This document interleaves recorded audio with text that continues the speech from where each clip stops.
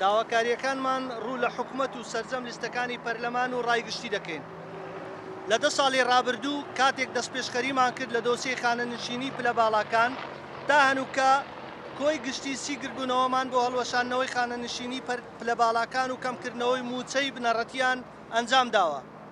زۆر جار بە دوای چاڵاکیەکانماندا لە لیستە جیاجیەکانی پەرلەمان پرۆژە یاسای پێشکەشکراو بۆ هەمان مەبەست بێ ناوهینانی ئێمە و هەوڵەکانمان. زۆر جار کەسی وا هەبووە واژۆی دەخستە سەر چەندین پرۆژە یاسا مخابن زۆربەی هەوڵەکانیان بۆ خۆ دەرخستن و دەنگکۆکردنەوە بوو.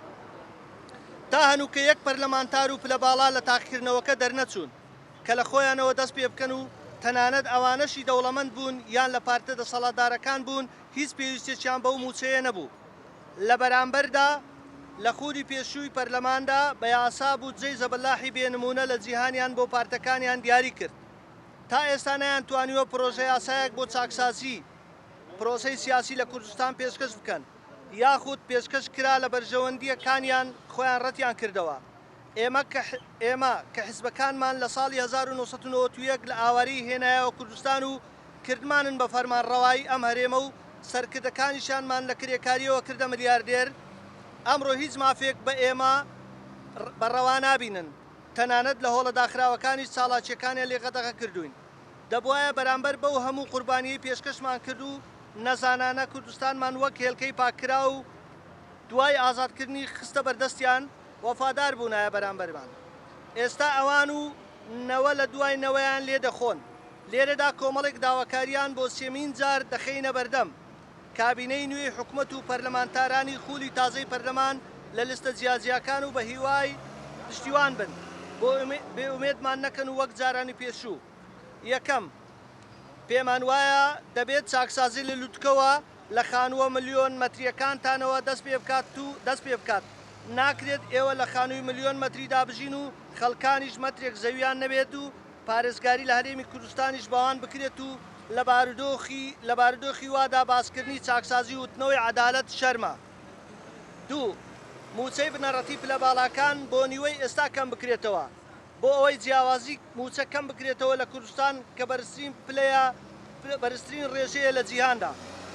سێ، یاسای خانەنشینی پلە باڵاکان بە ئاستێک ڕێک بخرێت لە 2 ملیۆن زیاتر نەبێت و بۆ ئەوانەی تەمەنی خانەنشینی دەیانگرێتەوە ئەوانەی دیش بگەڕێنەوە سەرکارەکانیان و ئەوەشی کاری نەبووە بە پێی بڕوانامە و پسپۆڕەکەی دابمەزرێت.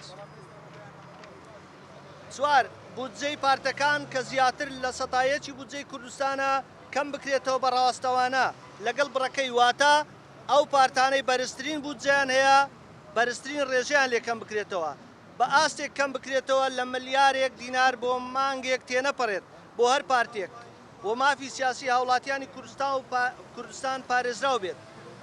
پێنجەم، موچەی بنەڕەتی لە هەنگاوی یەکەمدا بۆ هەموو ئەو هاوڵاتیانەی کوردستان ببرێتەوە کە هیچ سەرچاوێکی داهاتیان نییە لە داهاتوودا هەموو هاوڵاتیانی کوردستان بگرێتەوە.